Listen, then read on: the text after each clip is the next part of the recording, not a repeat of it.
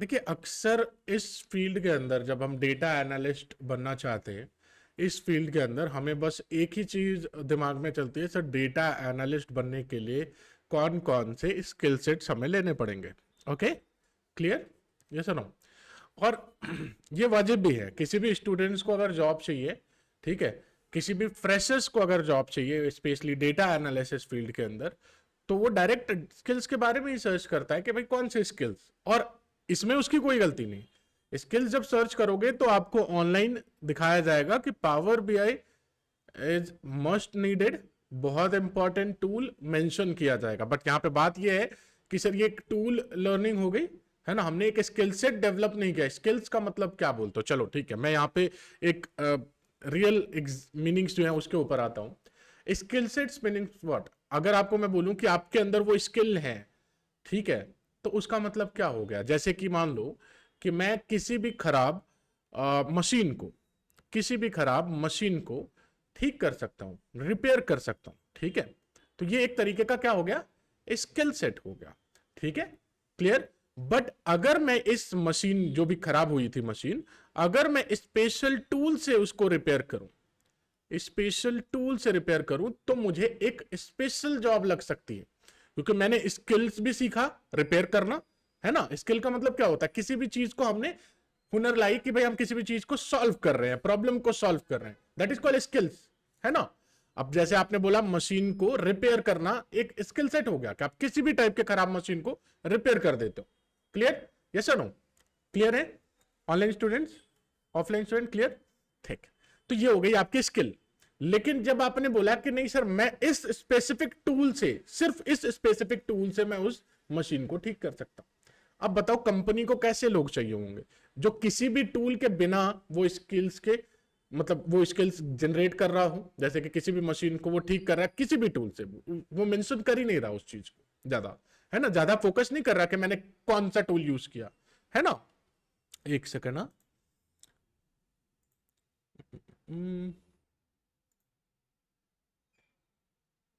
Okay, ठीक है, चलिए। तो कुछ डाउट आए तो मेंशन कर देना चैट के अंदर, ठीक है। जस्ट आज एक नॉर्मल रफ आइडिया ले रहे हैं, बाकी कुछ भी नहीं है ऐसा, ठीक है।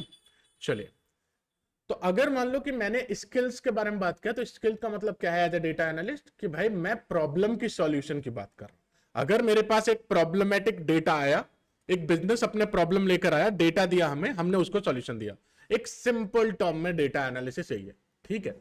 कि भाई बिजनेस रिलेटेड अगर आप सॉल्यूशन दे रहे हो, आप अपने डेटा को बिजनेस पॉइंट ऑफ व्यू से रीड कर पा रहे हो, that is called data analysis, ठीक है। और डेटा एनालिस्ट मेनली यही काम करते हैं।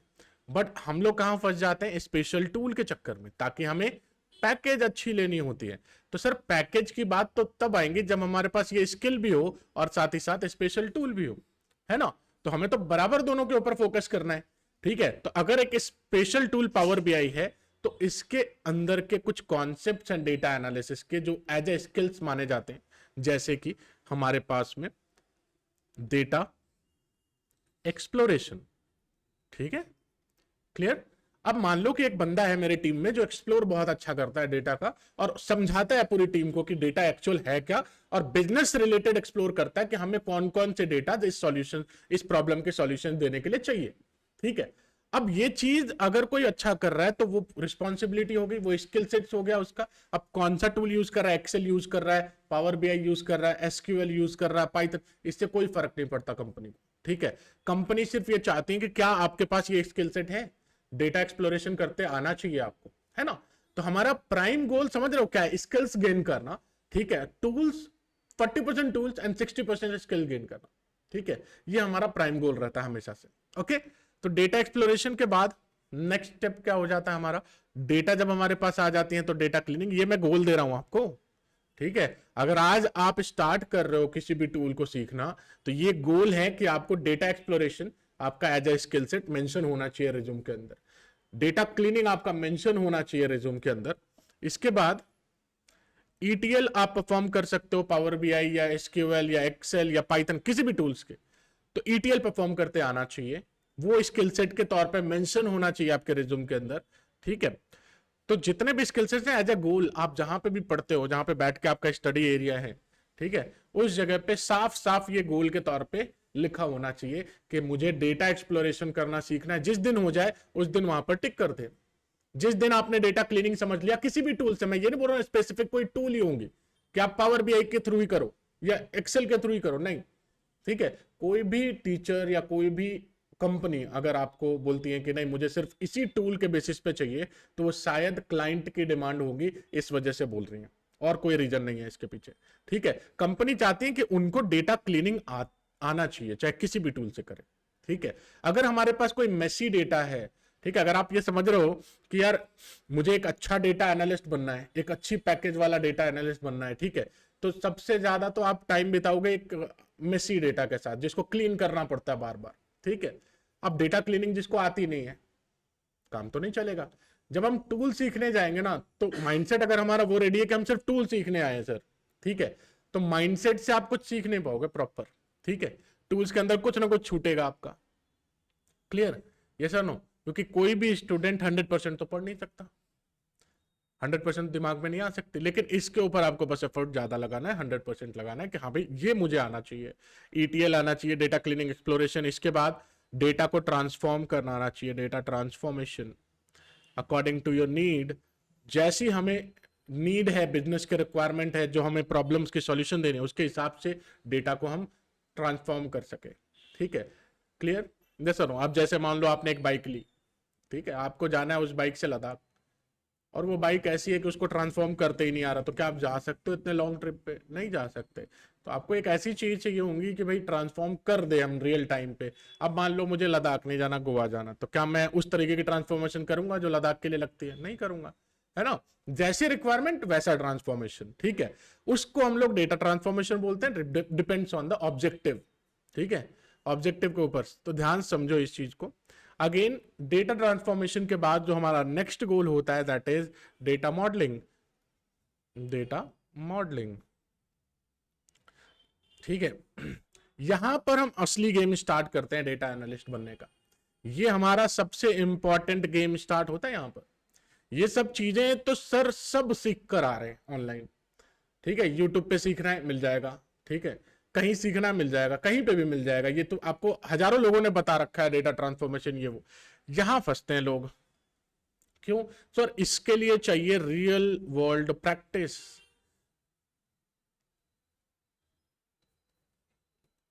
अधिकतर लोगों के पास होता नहीं है डेटा।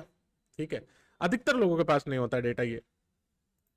ठीक है, ओके, क्लियर? अब इसमें देखो प्रॉब्लम क्या है, मैं समझाता हूं। जब हमारे पास में मल्टीपल डेटा सेट्स रहेंगे, एक ही कंपनी के 4-5 अलग अलग डेटा सेट हैं, जैसे मान लो कि एक कंपनी है जो डेटा, कस्टमर का डेटा अलग रख रही है, प्रोडक्ट का डेटा अलग रख रही है, जो ऑर्डर हो रहे हैं डेली बेसिस पे उसका डेटा अलग बना रही है। ठीक है, अब ये अलग अलग जगह पे डेटा रखा हुआ है, उसको कंबाइन एनालिसिस करनी है, उसके जगह पर यूज होती है डेटा मॉडलिंग। ठीक है, अब ये कॉन्सेप्ट क्या है, कितना डेप्थ में सीखना, वो सब हम लोग आगे देखेंगे। ठीक है, उसके ऊपर अभी फोकस करने की कोई जरूरत नहीं है, लेकिन सर सीखना है। चाहे हम किसी भी टूल से सीखें, एक्सेल से सीख रहे हैं तो भी मुझे ये सीखना है, पावर बीआई सीख रहे हैं तो भी मुझे ये सीखना है, पाइथन सीख रहे हैं तो भी मुझे डेटा मॉडलिंग आनी चाहिए, क्योंकि आपने बोला यहां से आपकी गेम चालू हो जाती है एक अच्छी पैकेज के लिए। एक डेटा एनालिटिक्स बनने की जो फील है ना, वहां से आने लग जाएंगे यहां से। ठीक है, यहां तक तो बस आपने डेटा को प्रिपेयर किया, एनालिसिस के लिए रेडी किया आपने, है ना, अपने आप को कि भाई चलो डेटा ऐसा होना चाहिए, डेटा को एक्सप्लोर किया, क्लीन किया, थोड़ा एक्सट्रैक्ट वगैरह किया, डेटा और लाए, सारी चीजें की, ट्रांसफॉर्म वगैरह कर लिया। अब हमारा एक्चुअल डेटा मॉडलिंग से हमारे दिमाग में चलने लग गया कि हम एनालिसिस कैसे करेंगे, आगे क्या स्टेप्स लेने वाले, यहां से हमारा अगला स्टेप सोचना स्टार्ट कर देते हैं। क्लियर? डेटा मॉडलिंग के बाद नेक्स्ट स्टेप जो हमारा होता है दैट इज एनालिसिस स्टेप। अब यहां हमें एक्चुअल एनालिसिस करनी है। ठीक है, एनालिसिस को मैं हमेशा बोलता हूं इनसाइट्स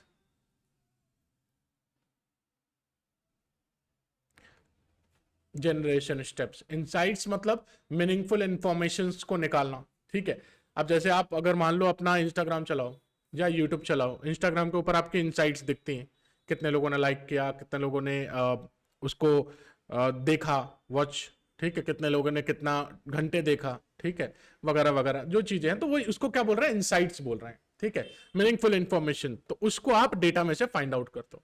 देखो, अगर एक डेटा होता और सिर्फ फाइंड आउट करना होता तो डेटा मॉडलिंग की जरूरत नहीं थी। यहां तो मल्टीपल डेटा है और कंबाइन रिजल्ट भी निकालना पड़ सकता है, किसी दो टेबल को मिक्स करके रिजल्ट निकालना पड़ सकता है ना।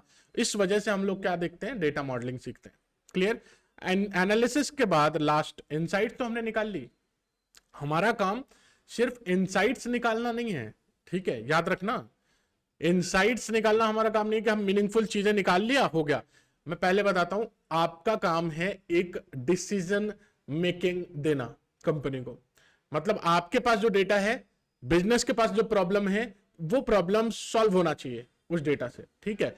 तो डिसीजन मेकिंग स्टेप्स यहां पर हम लोग देखो एनालिसिस को लाइटली ले लेते हैं कि हाँ सर एनालिसिस मतलब वो जो आजकल ऑनलाइन यूट्यूब पे पढ़ा रहे हैं वही ना, कि ग्राफ बना लेंगे, ठीक है, यहां से कार्ड बना लेंगे, यहां से ये निकाल लेंगे। नहीं, वो नहीं है, वो नहीं है।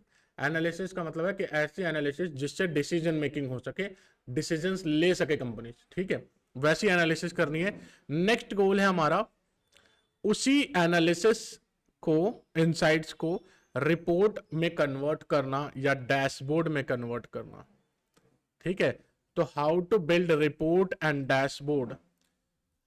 हो सकता है कि आप रिपोर्ट बना रहे हो एक्सेल के थ्रू, डैशबोर्ड बना रहे हो एक्सेल के थ्रू, माइक्रोसॉफ्ट एक्सेल, या कोई और टूल लिया होगा गूगल सीट, या कोई और टूल लिया होगा पावर बीआई, टैबलू, पता नहीं, कोई भी टूल हो सकता है। बट स्किल्स कौन से हैं, रिपोर्ट मेकिंग आती है। रिपोर्ट मेकिंग में जो जो स्टेप्स लगते हैं वो सब आता है मुझे, ठीक है। Clear Harshal? Clear? Done? Online student clear? Yes और नो? ओके, ठीक है। तो रिपोर्ट एंड डैशबोर्ड हमारा लास्ट स्टेप नहीं होता, लास्ट स्टेप होता है सर उसको पब्लिश कैसे करें,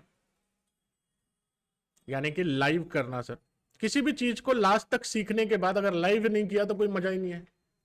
पब्लिक मतलब अगर मान लो हमने बनाया, सर लोग देख पाए, वैसा कुछ कर लें हम लोग तो अच्छी बात है ना। हम लोगों ने लाइव करना सीखना है कि किस तरीके से हम अपने रिपोर्ट को या डैशबोर्ड को क्लाइंट तक पहुंचाएंगे, शेयर कैसे करेंगे, है ना।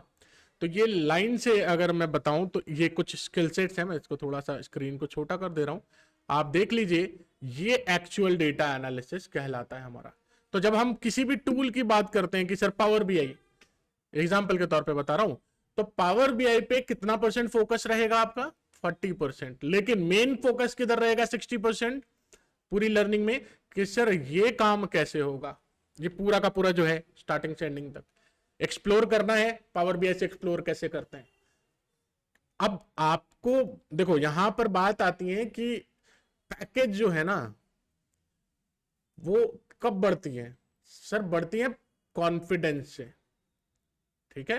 कॉन्फिडेंस आपके अंदर है जीरो, और आप बात करोगे 10 लाख के पैकेज की तो होने वाली नहीं है, ठीक है। जीरो कॉन्फिडेंस कब आता है, जब आप अपने आप को सच से अंदर से देख लेते हो कि नहीं यार मेरे में तो कुछ है ही नहीं, बात ना इंग्लिश आती है, ना बोल पाते हैं, ना कुछ। तो सिर्फ काम इतना ही नहीं है, जो जो काम आप कर रहे हो उसमें एक चीज ऐड ऑन कर देना, तभी कॉन्फिडेंस बढ़ेगा, ठीक है।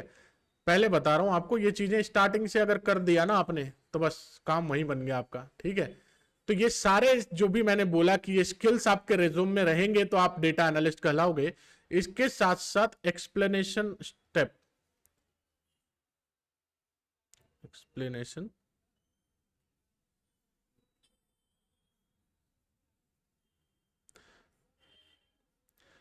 मतलब जो भी आप लिख रहे हो, डेटा एक्सप्लोर कर रहे हो, आपको समझाना आना चाहिए कि क्या एक्सप्लोर किया हमने। अगर आप डेटा क्लीन कर रहे हो तो आपको समझाने आना चाहिए कि क्या स्टेप्स लिया डेटा क्लीन करते समय, ठीक है। और एक्सप्लेनेशन को ही हम लोग यहां पर स्टोरी टेलिंग बोलते हैं, ठीक है। अब ये चीज कैसे आएगी मैं बताता हूं। स्टोरी टेलिंग, कोई स्टोरी सुनो ऑनलाइन, मोटू पतलू का कहानी, कुछ भी, मतलब एग्जाम्पल के तौर पे छोटा भीम, ठीक है। जो भी स्टोरी आपके दिमाग में आपने सुना उसको आप सुनाओ अपने दोस्त को, हंसेगा, कोई दिक्कत नहीं, बट ठीक है, ये इससे आपकी एबिलिटी बढ़ेगी। जरूरी नहीं कि सिर्फ छोटा भीम और मोटू पतलू मैंने बोल दिया इसलिए नहीं। कोई सीरीज आपने देखी होगी, वेब सीरीज, ठीक है, उसको समझाओ कि भाई सुन, एक बार गांव में ऐसा था, एक गांव में ऐसा। तो स्टोरी टेलिंग एबिलिटी बढ़ती है, ठीक है। अब वो एबिलिटी बढ़ेंगी तो ऑब्वियसली जो काम आप करोगे वो आपके ब्रेन में स्टोर है, उसको आप कैसे समझा रहे हो वो मैटर करता है ना। और सामने वाले उस पर कैसे रिएक्ट कर रहा है। और अगर आप बहुत गंदा समझा रहे हो तो इसका मतलब है कि कॉन्फिडेंस की तो कमी रहेगी। और अगर आप समझा रहे हो और लोग इंटरेस्ट ले रहे हैं कि भाई आज भी एक कहानी सुना, इसका मतलब सिंपल है, कॉन्फिडेंस हाई जाएगा। अगर मैं आज पढ़ा रहा हूं आपको, कोई चीज समझा रहा हूं और कल को अगर कोई बच्चा आया ही ना, मेरा तो कॉन्फिडेंस डाउन होगा कि यार मैंने कल समझाया, लगता है समझ में नहीं आया बच्चों को, है ना। क्लियर। तो कॉन्फिडेंस कहां से गेन होता है? हमारे एक्सप्लेनेशन पावर से गेन होता है कि हम एक्सप्लेन कितना अच्छा कर पा रहे हैं, ठीक है। और इसके साथ साथ आप बस अपनी इंग्लिश का ध्यान रख लेना, ठीक है। बहुत सारी बड़ी एमएनसीज कंपनीज में जो क्लाइंट होंगे, डायरेक्ट यूएस क्लाइंट मिलेंगे आपको, कोई ऐसा लोकल क्लाइंट नहीं मिलने वाला कि हिंदी या बाकी लैंग्वेज में और लोकल लैंग्वेज में चल जाएंगी, नहीं होगा, पॉसिबल ही नहीं है, ठीक है। मोस्ट ऑफ द केसेस में आपको इंग्लिश क्लाइंट्स मिलेंगे। और ध्यान रहो, हर एक स्टेप में मुझे क्या करना है, तो कॉन्फिडेंस गेन होगा, एक्सप्लेन। और एक्सप्लेनेशन अगर हमें करना है तो लैंग्वेज तो लगेगी, या तो हमारा लोकल लैंग्वेज या फिर एक जो ब्रिज लैंग्वेज है दैट इज इंग्लिश, ठीक है। सबके बीच में काम करता है इंग्लिश, है ना। यूरोपियन क्लाइंट के साथ भी इंग्लिश चल जाती हैं, यूएस क्लाइंट के साथ भी इंग्लिश चल जाती हैं, बाकी सारे क्लाइंट्स के साथ भी इंग्लिश चल जाते हैं। और इंडिया की बदनसीबी यही है कि भाई हमारे पास वही क्लाइंट्स ही हैं, वेस्ट वाले क्लाइंट ज्यादा हैं, ठीक है। बदनसीबी एक तरीके से इसलिए क्योंकि यहाँ के लोगों को मैं समझाने जाऊंगा तो कोई समझ में नहीं आने वाला। अब मैं से नीचे जाके बोलूं जिम वाले को, एक काम करो, आप सारे जिम करने वाले जो आते हैं ना उनका डेटा स्टोर कर लो, आपको एनालिटिक्स रिपोर्ट देंगे और उससे आपकी जिम का ग्रोथ हो जाएगा 10% 20%, वो मुझे इंटरटेन नहीं करेगा। यही चीज आप अमेरिका के किसी भी जिम ऑनर को बता दो, वो आपसे सर्विसेज परचेस करेंगे। तो यही बहुत बड़ा डिफरेंस है इन दोनों मार्केट के अंदर, इंडियन मार्केट के अंदर और फॉरेन मार्केट के अंदर। यही चीज चाइना में भी होती है, चाइना वाले को भी बोलोगे, चाइना वाले बोलेंगे नहीं जरूरत हमें कुछ, ठीक है। इसी वजह से चाइना भी सर्विस किसको ज्यादा देता है? अमेरिका और वेस्ट को देता है, ठीक है। क्लियर। एक लौता ऐसा कंट्री है जिसको कोई फर्क नहीं पड़ता, कौन है? रशिया, यूएस नहीं। भाई तुम देना दो, नहीं देना मत दो, हमें सर्विस की जरूरत ही नहीं। इतना ज्यादा रिसोर्स ही है उनके पास में, सेल्फ डिपेंडेंट, ठीक है। इस वजह से वो सालों साल लड़ सकते हैं किसी से भी कि भाई करते रहो तुम अपना, ठीक है।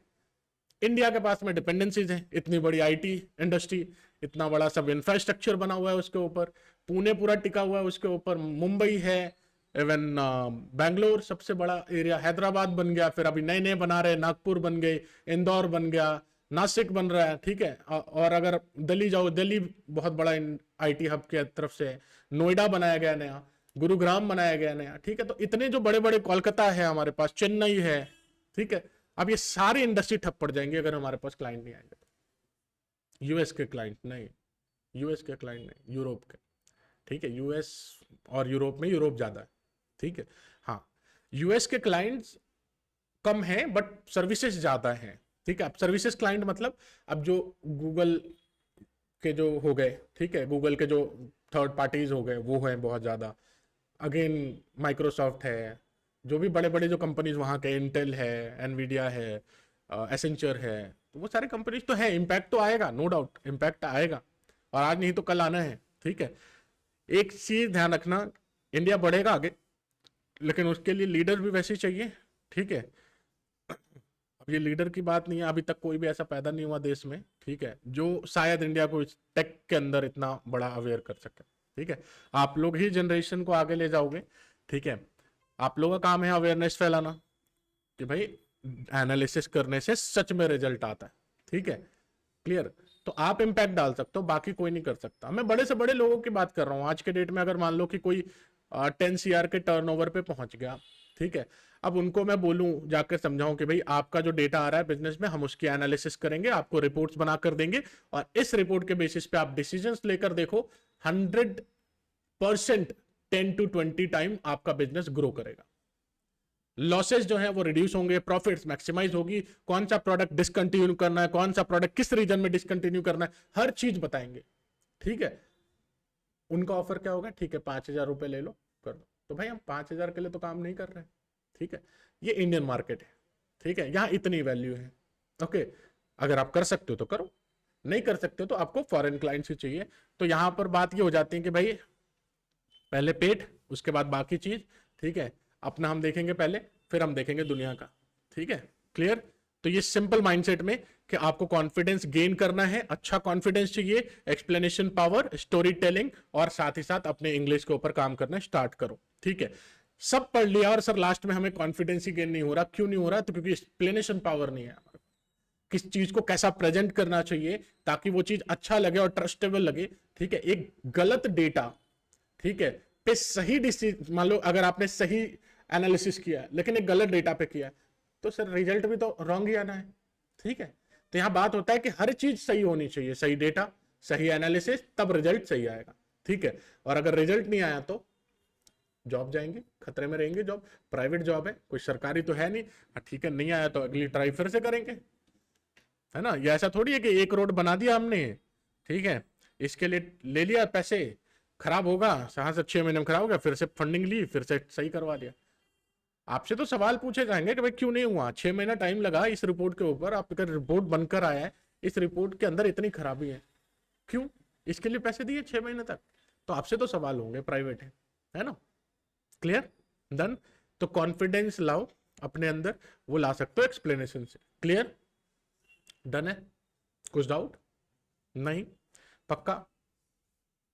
तो गोल यहां तक है, स्क्रीनशॉट ले लो, ले लिए, ठीक। तो ये आपके टोटल अगर मैं बोलूं तो 1 2 3 4 5 6 7 8, टोटल 8 गोल हैं आपके आने वाले टाइम में। ठीक है, हाँ हाँ फोटो ले सकते हो। ठीक है, तो 8 गोल हैं आपके आने वाले टाइम पे। तो मतलब टूल्स पे ज्यादा ध्यान देना नहीं है, 40% 60% हमें ये ध्यान देना है कि उस टूल से हम ये काम कैसे करें। ठीक है, ओके, क्लियर। तभी तो हम डेटा एनालिस्ट बन पाएंगे सर, नहीं तो फिर हम वो डेटा एनालिस्ट बनेंगे जो यूट्यूब पे बनाया जा रहा है।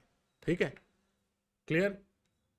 इसीलिए मैं ज्यादा यूट्यूब पे आता नहीं हूँ। ठीक है, बहुत धीरे धीरे आ रहा हूँ, धीरे धीरे आ रहा हूँ, क्योंकि भाई होगा एक दिन पंगा होगा, अच्छा खासा होगा। ठीक है, बुक्स से जब पढ़ोगे ना तो आपको रियलाइज होगा कि ये कितना इंपॉर्टेंट है। ठीक है, और बुक्स आज सब नहीं पढ़ सकते, क्यों, टाइम नहीं है टाइम। आप ऐसे कैसे टाइम नहीं है, टाइम तो है। 2000 पन्नों की, 2000 की भी नहीं, 500 में आ जाती है, 2000 पेजेस की बुक्स पढ़ने की बात हो रही है। और आप बोल रहे हो सर 1 घंटे में या 10 घंटे में यूट्यूब पे 10 घंटे के अंदर पूरा डेटा एनालिसिस। भाई कैसे पॉसिबल है, 2000 पन्ने तुमने 10 घंटे में बना दिए? नहीं, जो जो इंपॉर्टेंट है हमने बना दिया। ठीक है, अच्छा इंपॉर्टेंट बना दिया आपने, मतलब आपने कितने साल इंडस्ट्री को दिए कि इंपॉर्टेंट आपको पता चल गया? सेक्टर पता ही नहीं है, डोमेन पता नहीं, एक एग्जांपल लिया होगा एक डोमेन का, सेल्स का, या मान लो कोई कस्टमर चर्न का, या फिर मान लो किसी। तो भाई हमारे पास डोमेन भी तो बहुत ज्यादा है एज अ डेटा एनालिस्ट। ठीक है, आज की सच्चाई ये है कि कंपनी डिमांड कर रही है बिजनेस एनालिटिकल थिंकिंग वाला data analyst, business analytical thinking. ठीक है, मतलब बिजनेस पॉइंट ऑफ व्यू से वो एनालिसिस कर पा रहा है डेटा को, है ना, वो डेटा एनालिस्ट चाहिए। ठीक है, अब बिजनेस के सेक्टर्स कितने हैं बताना जरा। सर बिजनेस के सेक्टर्स लिखने बैठो तो पेज भर जाए, दिन खत्म हो जाए। ठीक है, हमें कितने सेक्टर्स कवर करने हैं? 5 से 6 मैक्स टू मैक्स। ठीक है, 5 से 6। ठीक है, और सब कर सकते हैं। पहला हमारा सेल्स एंड मार्केटिंग। तो जो भी सेल्स होता है, किसी प्रोडक्ट को बेचते हैं, पैसे आते हैं, रेवेन्यू, प्राइस, अमाउंट, ये सब जो टर्म्स हैं वो हमें पता होने चाहिए, ताकि हम सोच पाए कि भाई ये प्रोडक्ट बिक रहा होगा, पैसा आ रहा होगा, और वही पैसा जो रिफ्लेक्ट हुआ वही डेटा हमें मिला है। अब हमें इसके ऊपर एनालिसिस करना है कि कब इसकी सेल्स डाउन हुई, कब इसका सेल्स अप हुआ, कौन से फेस्टिवल में कितना डिस्काउंट बढ़ा क्या नहीं, उस तरीके की एनालिसिस करनी है। ठीक है, क्लियर। तो पहला सेक्टर तो मैंने पहले क्लियर कर दिया, जो आसान तरीका है, इजी वे। मार्केट में एंटर करना चाहते हो as a data analyst, sales और मार्केटिंग एनालिस्ट के बहुत ओपनिंग्स हैं, जाके चेक कर लो। ठीक है, मतलब डेटा एनालिस्ट के ही ओपनिंग्स हैं, बट सेल्स और मार्केटिंग डेटा के ऊपर, और सेल्स और मार्केटिंग रिलेटेड कंपनीज जो मेनली है उनकी बहुत डिमांड है। ठीक है, तो डिपेंड ना कि भाई आप कहां मार्केट में किधर जाना चाहते हो, अगर आप जाना चाहते हो जा सकते हो। ठीक है चांसेस। इसके बाद next sector sir, supply chain. मैं ये बता रहा हूं, सप्लाई चेन बहुत बड़ा इंडस्ट्री, बहुत बड़ा। ठीक है, कोई प्रोडक्ट मैन्युफैक्चर करता है, हल्दीराम जैसी कंपनी, ठीक है, उसको साउथ के कन्याकुमारी तक जाना है, नॉर्थ के कश्मीर तक जाना है। ठीक है, राजस्थान से लेकर बंगाल तक पूरा बेचना है उसको, हर जगह पे। ठीक है, तो उसने कितनी बड़ी सप्लाई चेन लगा रखी होंगी, और उसको एनालाइज करने वाले कितनी बड़ी टीम होंगे। ऐसे नहीं 1000 करोड़ की कंपनी, आप लोग समझते हो कि सर ये 2000 करोड़ की कंपनी है, ठीक है, लेकिन इसके पैसे सब 2000 करोड़ वो खुद मालिक थोड़ी लेकर जा रहा है, दे रहा है ना एम्प्लॉयज को, रख रहा है, डिपार्टमेंट बना रहा है अलग अलग। सप्लाई चेन को एनालाइज करना बहुत इंपॉर्टेंट है उनके लिए, इन्वेंट्रीज को एनालाइज करना बहुत इंपॉर्टेंट है। तो एक डेडिकेटेड हर कंपनी में कौन सा टीम है, एनालिटिक्स टीम, एनालिसिस करने वाले टीम है, जो एनालाइज करते हैं, रिपोर्ट्स बनाते हैं, सब बताते हैं कि भाई डेडिकेटेड मैनेजर्स को, इस डिपार्टमेंट सप्लाई चेन के मैनेजर को उसका रिपोर्ट, इन्वेंट्री के मैनेजर को उसका रिपोर्ट, ताकि वो अपने हिसाब से डिसीजन ले। ठीक है, आप सोचो ना, लाखों करोड़ के स्टोरेज के गोदाम में एक मैनेजर है और वो एक ही मैनेजर डिसीजन ले रहा है, क्या वो जाके चेक करता है हर वॉल्ट में कि भाई कौन सा प्रोडक्ट कम हुआ है ताकि बनाओ और मैन्युफैक्चर करना? नहीं, कुछ ना कुछ तो लॉजिक चल रहा है ना पीछे। तो कोई ना कोई तो है सर इसके पीछे, रिस्पॉन्सिबल कौन है? एनालिस्ट है, एनालाइज कर रहे हैं बैठ के। और एनालिस्ट क्या मतलब, वो गोदाम में घूमने वाले लोग लग रहे हैं? नहीं सर, वो तो एंट्री जब हो रही है डेटा की, प्रोडक्ट की, उसको स्कैन कर लिया जा रहा है कि हमारे गोदाम में आ चुका है। ठीक है, मैन्युफैक्चरर हुई, पैकेजिंग जब हो रही है उसको काउंट कर लिया जा रहा है कि कितने पैकेट्स बने आज। ठीक है, और डेली बेसिस पे जो काउंटिंग हो रही है, जो डेटा हमें रिसीव हो रहा है, उस डेटा के ऊपर हम रिपोर्ट्स बना रहे हैं, बता रहे हैं कि आज इतने प्रोडक्ट्स ये मैन्युफैक्चर हुए, इतने प्रोडक्ट ये आए, इतने प्रोडक्ट ये आए, इतने प्रोडक्ट ये गए, स्टॉक में इतने बचे हुए हैं। ठीक है, ये कितने दिन का स्टॉक है भाई, ऑन एन एवरेज कैलकुलेट करके बताया कि 5 दिन का, 10 दिन का, 20 दिन का। ठीक है, तो ऐसे होता है काम। ठीक है, डायरेक्ट नहीं होता कुछ भी, है ना। और इवन किसी भी डिपार्टमेंट में चले जाओ, इन्वेंट्री सबसे इंपॉर्टेंट चीज। लोग चाहते हैं, बिजनेसेस चाहती हैं कि मेरे सप्लाई चेन के अंदर कोई एनालिस्ट आए, एनालाइज करे और बताए। मैं ये गारंटी के साथ दे सकता हूं कि ये तीनों इंडस्ट्री के अंदर सबसे ज्यादा यूज होने वाला टूल माइक्रोसॉफ्ट का ही कोई ना कोई टूल होगा, या तो एक्सेल या फिर पावर बीआई। मैं गारंटी के साथ लिख के दे सकता हूं इन तीन इंडस्ट्रीज के अंदर। ठीक है, या तो माइक्रोसॉफ्ट का एक्सेल, या तो माइक्रोसॉफ्ट का पावर बीआई, इनके अलावा कोई टूल यूज नहीं करेंगे। ठीक है, करते भी होंगे तो आपको ज्यादा फोर्स नहीं करेंगे। क्यों? आपने अगर प्रूफ किया है इंटरव्यू में कि मुझे बस ये चीज आती है,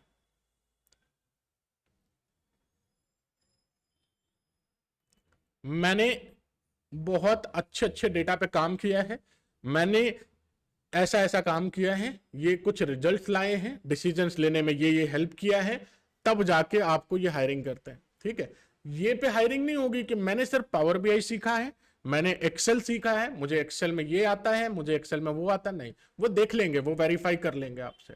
ठीक है, उनका काम वो है ही नहीं। उनका काम है कि क्या आपकी जो थिंकिंग है वो एनालिटिकल थिंकिंग है, क्या आप एनालिसिस जैसा सोच पाते हो, क्या आपका बिजनेस पॉइंट ऑफ व्यू से एनालिटिकल थिंकिंग है। ठीक है, हमारा एक बिजनेस डेटा उसको हैंडल कर लोगे, उनका ये कंसर्न।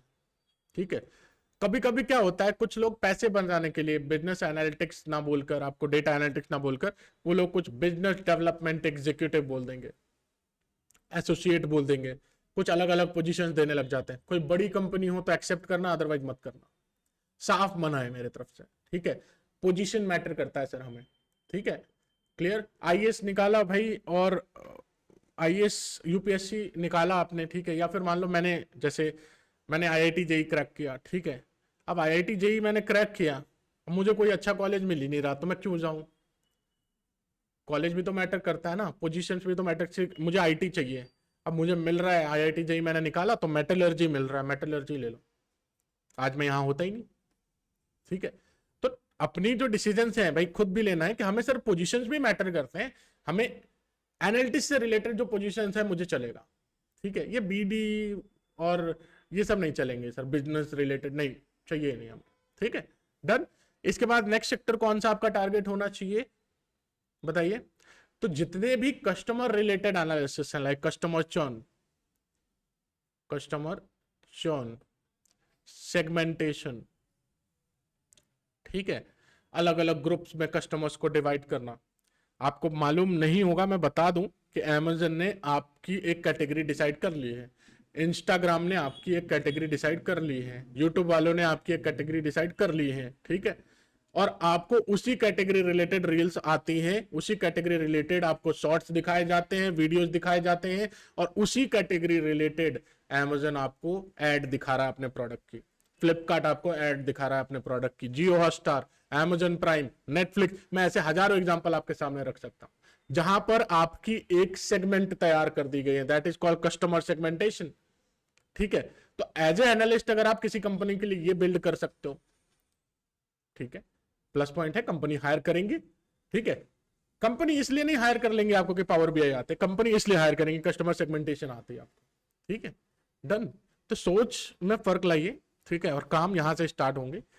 आधी आधी डेटा एनालिसिस की फौज जो भी तैयार हो रही है अभी, वो सब लगी पड़ी है पावर बीआई की टूल सीखने में, लिखित दे रहा हूं मैं, ठीक है। मुझे इंस्टाग्राम पे मैसेजेस लगभग भी 500 से 1000 मैसेजेस ऐसे पड़े हुए होंगे, जो बच्चों ने बोला सर मुझे तो, एक इंस्टीट्यूट में गया वहां पर मुझे न्यूटन जैसे स्कूल जो बड़ी बड़ी इंस्टीट्यूट हैं, ठीक है, मध्य प्रदेश में, ठीक है, वो अलग जगह है, बट वहां से मेंशन किया बच्चों ने कि सर मुझे तो बस टूल पढ़ाया गया, ये चीज तो पता ही नहीं। यहां पर होती है गलती, ठीक है। टूल से जॉब लग जाती तो सर यहाँ थोड़ी रहते, सब सीख चुके होते और सब जॉब ले चुके होते हैं बड़ी कंपनी के अंदर। कस्टमर सेगमेंटेशन, कस्टमर चर्न जैसी सेक्टर्स कवर करने हैं, ठीक है। इसके बाद ईवी, क्या है ना कि आज ईवी की नीड है इंडिया के अंदर, ठीक है, तो ना चाह के भी ईवी डिपार्टमेंट के अंदर एनालिटिक्स लगने वाले हैं, और यहाँ एक गड़बड़ मतलब आपकी जॉब चली जाती है, ये इतना इंपॉर्टेंट फील्ड हो जाता है। एक एनालिसिस आपकी गलत हुई, प्रोडक्ट बिकना बंद, उसके रिव्यूज गलत, ठीक है। अब जैसे मान लो कि कोई प्रोडक्ट डेवलप हो रहा है, ठीक है, और उसकी एनालिसिस करनी है कि वो प्रोडक्ट कितना किलोवाट प्रोड्यूस कर सकता है मैक्स टू मैक्स, उसका जो डिक्लाइन रेट है वो कितना है, क्योंकि जब हम कोई मैकेनिकल प्रोडक्ट की बात करते हैं जैसे मोबाइल, तो मोबाइल जब लेते हैं तो बहुत स्पीड काम करता है, धीरे धीरे स्लो हो जाता है, हैंग होना स्टार्ट हो जाता है, क्यों सर, यूज करने लग जाते हैं हम उसको, हमें ऐसा लगता है, नहीं एक्चुअली यहाँ पे बात है ओल्ड होते चले जाती हैं टेक्नोलॉजीज और स्पीड्स कम होते चले जाते हैं यूज करने से, ठीक है। तो उसको या तो प्रॉपर रिपेयर करिए, ठीक है, तो वो प्रॉपर रहेंगे मेंटेन में, अदरवाइज अगर आप लाइटली ले रहे हो तो वो प्रोडक्ट खराब होते चला जाएगा, है ना। जैसे गाड़ियां, कार हो गई, बाइक हो गया, मोबाइल्स हो गए, लैपटॉप्स हो गए, हर हर इलेक्ट्रिक प्रोडक्ट, तो जब हम एक ईवी सिस्टम बना रहे होंगे, बैटरीज बना रहे होंगे, ईवीज बना रहे होंगे, तो उसके भी तो कुछ ड्रॉप परसेंटेज होते होंगे, ठीक है, कि सर हो सकता है कि फर्स्ट मंथ आपको प्रॉपर मैक्सिमम आउटपुट दे रहा है वो, अगले महीने से कुछ तो रिड्यूस होगा, उसकी एनालिसिस कर रहे हैं बैठ के, ठीक है। रिसर्च एंड डेवलपमेंट टीम लगातार रिसर्च कर रही है, अलग अलग प्रोडक्ट्स आपको दे रही हैं, उसका डेटा दे रही है कि ये हमारा प्रोडक्ट है, इसका डेटा है, 6 महीने का डेटा आपके पास आया, आप एनालिसिस करके रिपोर्ट बनाकर दे रहे हो कि भाई ये ऐसा ऐसा है इसके अंदर, है ना। तो यहां से ईवी सेक्टर्स के अंदर भी बहुत ज्यादा डिमांड है, एक गलती मतलब जॉब खतरे में, ये याद रखना, ये इसलिए मैं हाईलाइट करता हूं कि ईवी करना नहीं करना आपके ऊपर, ठीक है। यहां पर एक गलती 3 खून माफ है, ऐसा है, चलो ठीक है, 3 गलती माफ है आपकी, है ना। लेकिन इसके बाद जो बात हो रही है ना, 3 गलती, यहाँ एक गलती भी माफ नहीं है, ठीक है, ऐसे डिपार्टमेंट है, R&D से रिलेटेड है इसलिए, चलो डन, क्लियर। इसके बाद एक आध सेक्टर और, most important and demand balanced है, मतलब मार्केट में डिमांड अच्छी है, पैकेज एकदम एवरेज में बेस्ट पैकेज निकाल के ला सकते हो इंडस्ट्रीज के, चाहे आपने फाइनेंस के अंदर डिग्री ली हो नहीं ली हो, कोई मैटर नहीं करता है। आप किसी बैंक के अंदर नहीं जा रहे कि उसके नॉर्म्स में आप फिट ही नहीं बैठ रहे, आप जा रहे हो किसी सर्विसेज कंपनी में। आपको एक आंखों देखा हाल बताता हूं, मैंने अपने जो लाइक फ्रीलांसिंग कंपनीज हैं उनके लिए मैंने अकाउंट ओपन किया एक्सिस में, ठीक है, पता मत लगाने लग जाने कौन से एक्सिस में, ठीक है, एक्सिस बैंक में ओपन किया, करंट अकाउंट ओपन होता है वो अलग चीज है, ठीक है। एक्सिस बैंक में जब ओपन किया तो जब फॉर्म फिल कर रहा था, ठीक है, तो फॉर्म फिल करते समय मेरे सामने जो मैनेजर था कंप्यूटर के अंदर ओपन करके वो फॉर्म फिल कर रहा था, ठीक है। जैसे ही उसने ओपन किया पोर्टल तो इसका नाम आया, कंपनी तो जानते होगे आप, यानी कि सर एक्सिस बैंक का एप्लीकेशन फॉर्म फिल करने वाला या जितने भी एप्लीकेशन लाइक लोन का मैनेज करना, जो जो टाइप्स है फाइनेंस में, बहुत बहुत है टाइप, ठीक है। लोन के भी कितने टाइप्स हैं, क्रेडिट कार्ड है अलग से, अकाउंट ओपनिंग का अलग से चल रहा है, ठीक है, कैश मैनेज करने का अलग चल रहा होगा, बहुत सारी चीजें चल रही होंगी इसके अंदर, और उसका एक्स कौन है, इन्फोसिस, ठीक है। अच्छा इन्फोसिस अकेला नहीं होगा, मैं ये भी दावा के साथ कह सकता हूं, यहां पर जुड़े होंगे आपके, मे बी, मैं ये फिक्स नहीं, इन्फोसिस का नाम तो मैंने देखा है जिसमें मैंने बताया, ठीक है। यहां पर होगा आपका, हो सकता है विप्रो, या फिर हो सकता है कंबाइन में TCS, ठीक है, ऐसी कंपनीज के साथ मिक्स करके ये प्रोजेक्ट चल रहा होगा। ठीक है, तो जब इन्फोसिस, विप्रो और टीसीएस के अंदर सबसे ज्यादा क्लाइंट्स इस सेक्टर्स के हैं और मुझे आसानी से जॉब वहां लग सकती है, तो मैं कौन सा सेक्टर के ऊपर डेटा की प्रैक्टिस अच्छी करके जाऊंगा? फाइनेंस सेक्टर की। कॉमन कॉमन सेंस की बात हो जाती है। हाँ सर ठीक है ना, जब रास्ता मुझे क्लियर दिख रहा है कि इन्फोसिस के पास में एक्सिस बैंक का है, ठीक है, तो जब एक्सिस बैंक ने इन्फोसिस वालों को अपना एप्लीकेशन सौंप दिया है, तो क्या डेटाबेस मैनेजमेंट नहीं सौंपा होगा? सौंपा होगा। तो क्या सर एनालिसिस नहीं करवाएंगे अपने डेटा से? करवाएंगे। तो जो रिकमेंडेशन सिस्टम आ रही होंगी, ऑटोमेटिक लोन का अप्रूवल का जो आता होगा, या क्रेडिट कार्ड अप्रूवल का आता होगा, ठीक है, या डेबिट एक्सपायर का जो मैसेजेस वगैरह जाते हैं, या कभी ट्रांजेक्शन कम हो रही है तो उसको बढ़ाने के लिए कुछ ऑफर जाते होंगे, तो ये रिकमेंडेशन सिस्टम कौन दे रहा है? एनालिटिक्स रिपोर्ट के बेसिस पे कोई ना कोई तो कर रहा होगा। तो एनालिसिस तो हो रही है बैकएंड में, कर सकते हैं इन्फोसिस के थ्रू, है ना। तो बात यहां पे ये है कि हमारा ये सबसे भरोसेमंद सेक्टर फाइनेंस, क्योंकि हमें टीसीएस में जाना, हमें किसी बैंक में नहीं जाना, हमें एक्सिस बैंक में जाने की जरूरत ही नहीं, हमें जाना कहाँ है? इन्फोसिस। और हम ऑटोमेटिकली किसके लिए काम करेंगे? बैंकिंग के लिए। ठीक है, और दुनिया में सिर्फ एक्सिस बैंक है क्या इंडिया में? नहीं सर, ऐसे हजारों बैंक हैं, लाखों बैंक हैं, ठीक है, इंडिया के अंदर। ठीक है, और सोचो इंडिया के अंदर अगर हजारों बैंक हैं, लाखों बैंक हैं, कहाँ जा रहे होंगे अपने सर्विसेज के लिए? सर आईटी कंपनीज के पास ही तो जा रहे होंगे। और कौन सी आईटी कंपनीज अच्छी सर्विसेज दे रही हैं? अच्छा, मेरा एक खुद का भाई है, वो विप्रो में काम करता है, बट काम किसके लिए कर रहा है? एचडीएफसी के लिए। तो बात तो यही घुमा फिरा के वही हो रही है ना सर, तो इतना ज्यादा टेंशन क्यों लेना? अपन तो अपना डेटा तय करेंगे, एंड जब इन्फोसिस के सामने अपियर होंगे इंटरव्यू के सामने, उनको पता है कि हमारे सबसे ज्यादा क्लाइंट कौन है, फाइनेंस। कॉन्फिडेंस कौन ज्यादा देगा? आप दोगे कि भाई ठीक है, फाइनेंशियल डेटा के ऊपर बंदे ने प्रैक्टिस कर रखी है, प्रोजेक्ट कितना धांसू बना रखा है, लोन अप्रूवल सिस्टम दे दिया है पूरा मेरे सामने कि सर ये है पूरा लोन अप्रूवल सिस्टम, पूरी रियल टाइम रिपोर्ट्स आपको मिलेंगी। ठीक है, कितने लोगों की लोन अप्रूव हुई, कितने लोगों का हुआ, क्या नहीं हुआ, एसक्यूएल से डेटा आपको मिलेगा, क्वेरी लिखने आता है मुझे, और जो डेटा आपको मिलेगा आप उसको अपने फ्रंट एंड एप्लीकेशन पे शो कर दो, ताकि एक्सिस बैंक के मैनेजर को दिख सके।